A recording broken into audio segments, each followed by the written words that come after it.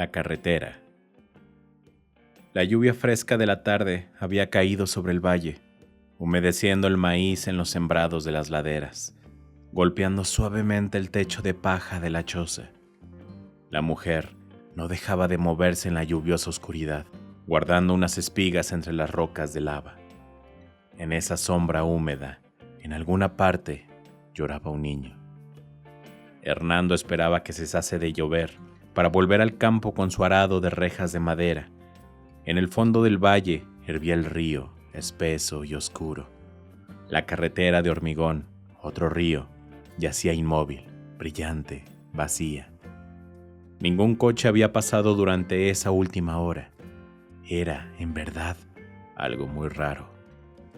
Durante años no había transcurrido una hora sin que un coche se detuviese y alguien le gritara: usted, ¿podemos sacarle una foto? Alguien con una cámara y una moneda en la mano. Si Hernando se acercaba lentamente, atravesando el campo sin su sombrero, a veces le decían: «Oh, será mejor con el sombrero puesto». Y agitaba las manos, cubiertas de cosas de oro que decían la hora, o identificaban a sus dueños, o que no hacían nada sino parpadear a la luz del sol, como los ojos de una serpiente. Así que Hernando se volvía a recoger el sombrero. «¿Pasa algo, Hernando?», le dijo su mujer. «Sí, el camino. Ha ocurrido algo importante, bastante importante. No pasa ningún coche». Hernando se alejó de la cabaña con movimientos lentos y fáciles. La lluvia le lavaba los zapatos de paja trenzada y gruesas suelas de goma. Recordó otra vez, claramente, el día en que consiguió esos zapatos. La rueda se había metido violentamente en la choza, haciendo saltar cacharros y gallinas. Había venido sola, rodando rápidamente. El coche, de donde venía la rueda, siguió circulando hasta la curva y se detuvo un instante, con los faros encendidos, antes de lanzarse hacia las aguas. El automóvil aún estaba allí. Uno podía verlo en los días de buen tiempo, cuando el río fluía más lentamente y las aguas barrosas se aclaraban. El coche yacía en el fondo del río con sus metales brillantes, largo, bajo y lujoso, pero luego el barro subía de nuevo y quedaba oculto de nuevo. Al día siguiente Hernando cortó la rueda y se hizo un par de suelas de goma. Hernando llegó al borde del camino. Se detuvo y escuchó el leve crepitar de la lluvia sobre la superficie de cemento. Y entonces, de pronto, como si alguien hubiese dado una señal, llegaron los coches. Cientos de coches, miles de coches, pasaron y pasaron junto a él. Los coches, largos y negros, se dirigían hacia el norte, hacia Estados Unidos, rugiendo, tomando las curvas a gran velocidad, con un incesante ruido de cornetas y bocinas. Y en las caras de las gentes que se amontonaban en los coches había algo que hundió a Hernando en un profundo silencio. Dio un paso hacia atrás para que pasaran los coches. Pasaron 500, 1000, y había algo en todas las caras, pero iban tan rápido que Hernando no podía saber qué era eso. Al fin la soledad y el silencio volvieron a la carretera. Los coches bajos, largos y rápidos se habían ido. Hernando oyó a lo lejos el sonido de la última bocina. La carretera estaba otra vez desierta. Había sido como un cortejo fúnebre, pero un cortejo desencadenado, enloquecido, un cortejo con los pelos de punta, que perseguía a gritos una ceremonia que se alejaba hacia el norte. ¿Por qué? Hernando sacudió la cabeza y se frotó suavemente las manos contra los costados del cuerpo. Y ahora, completamente solo, un último coche. Era verdaderamente el último. Desde la montaña, camino abajo, bajo la fría llovizna, lanzando grandes nubes de vapor, se acercaba un viejo Ford con toda la rapidez de que era capaz. Hernando creyó que el coche iba a deshacerse en cualquier momento. Cuando vio a Hernando, el Ford se detuvo, cubierto de barro y óxido. El radiador hervía furiosamente. «¿Nos da un poco de agua? Por favor, señor». El conductor era un hombre joven de unos 20 años. Vestía un jersey amarillo, una camisa blanca de cuello abierto y pantalones grises.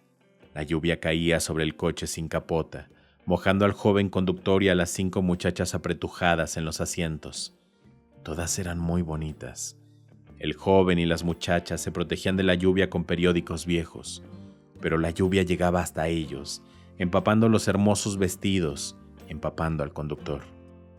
El muchacho tenía los cabellos aplastados por la lluvia, pero nadie parecía preocuparse, nadie se quejaba, y era raro. Estas gentes siempre estaban quejándose de la lluvia, de calor, de la hora, del frío, de la distancia. Hernando asintió con un movimiento de cabeza. «Les traje agua». «Oh, rápido, por favor», gritó una de las muchachas, con una voz muy aguda y temorosa. La muchacha no parecía impaciente, sino asustada. Hernando, ante tales peticiones, solía caminar aún más lentamente que de costumbre, pero ahora, y por primera vez, echó a correr. Volvió enseguida con el tapacubos de una rueda llena de agua. El tapacubos era, también, un regalo del camino. Una tarde había aparecido como una moneda que alguien hubiese arrojado a su campo, redonda y reluciente, y el coche se alejó sin advertir que había perdido un ojo de plata. Hasta ese día lo habían usado en la casa para lavar y cocinar. Hacía las veces de palangana. Mientras echaba el agua en el radiador hirviente, Hernando alzó la cabeza y miró los rostros atormentados. «Oh, gracias, gracias», dijo una de las jóvenes. «No sabe cómo lo necesitamos». Hernando sonrió. «Mucho tránsito a esta hora. Todos en la misma dirección, el norte». No quiso decir nada que pudiese molestarlos, pero cuando volvió a mirar, ahí estaban las muchachas, inmóviles bajo la lluvia, llorando. Lloraban con fuerza, y el joven trataba de hacerlas callar tomándolas por los hombros y sacudiéndolas gentilmente, una a una. Pero las muchachas, con los periódicos sobre la cabeza y los labios temblorosos, y los ojos cerrados, y el rostro sin color, siguieron llorando, algunas a gritos, otras débilmente. Hernando las miró con la tapa vacía en la mano. «No quise decir nada malo, señor», se disculpó. «Está bien», dijo el joven. «¿Qué pasa, señor?» «¿No ha oído?», replicó el muchacho, y volviéndose hacia Hernando y apoyándose en el volante con una mano, se inclinó hacia él. «Ha empezado». No era una buena noticia. Las muchachas lloraron aún más fuerte que antes, apretándose unas contra otras, olvidándose de los periódicos, dejando que la lluvia se mezclara con las lágrimas. Hernando se irguió, echó el resto del agua en el radiador, miró el cielo, ennegrecido por la tormenta, miró el río tumultuoso, sintió el asfalto bajo los pies. Se acercó a la portezuela. El joven extendió una mano y le dio un peso. «No», Hernando se la devolvió. «Ha sido un placer». «Gracias, es usted tan bueno», dijo una muchacha sin dejar de sollozar. «Oh, mamá, papá, cómo quisiera estar en casa. Oh, mamá, papá». Y las otras muchachas se unieron a ella. «No he oído nada, señor», dijo Hernando tranquilamente. «¡La guerra!», gritó el hombre como si todos fuesen sordos. «Ha empezado la guerra atómica, el fin del mundo». «Señor, señor», dijo Hernando. «Gracias, muchas gracias por su ayuda.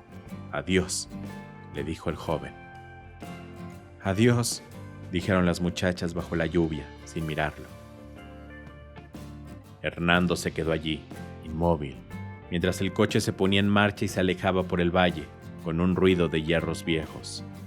Al fin ese último coche desapareció también, con los periódicos abiertos como alas temblorosas sobre la cabeza de las mujeres. Hernando no se movió durante un rato. La lluvia helada le resbalaba por las mejillas y a lo largo de los dedos, y le entraba por los pantalones de arpillera. Retuvo el aliento y esperó, con el cuerpo duro y tenso. Miró la carretera, pero ya nada se movía. Pensó que seguiría así durante mucho, mucho tiempo. La lluvia dejó de caer. El cielo apareció entre unas nubes. En solo 10 minutos la tormenta se había desvanecido.